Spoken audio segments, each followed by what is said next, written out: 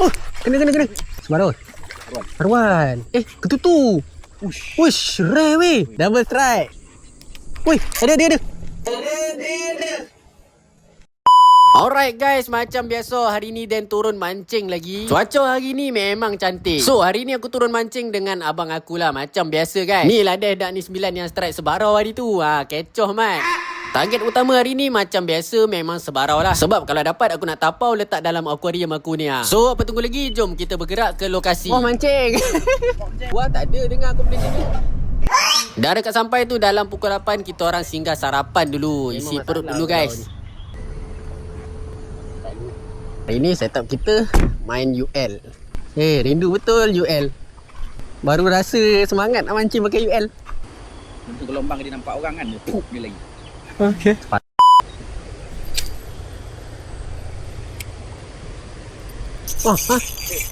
Alah, kayu.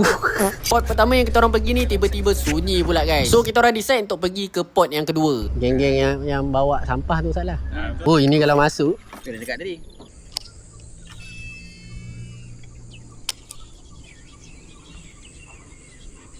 Woi, ada. Allah. Ada.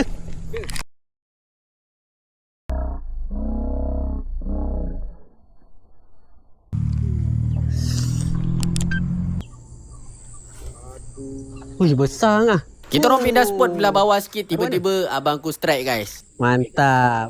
Steady bos. Tengah-tengah abangku settlekan ikan haruan yang dia dapat. Tiba-tiba guys. Oh, kena.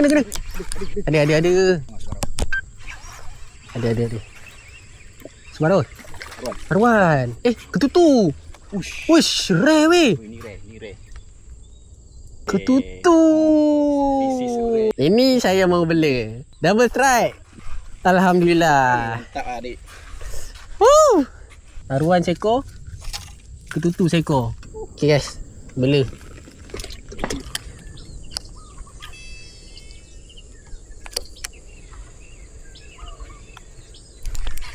Ngah. Alamak, lutut. Apa yang tak kena ni? Memang menjadilah ini.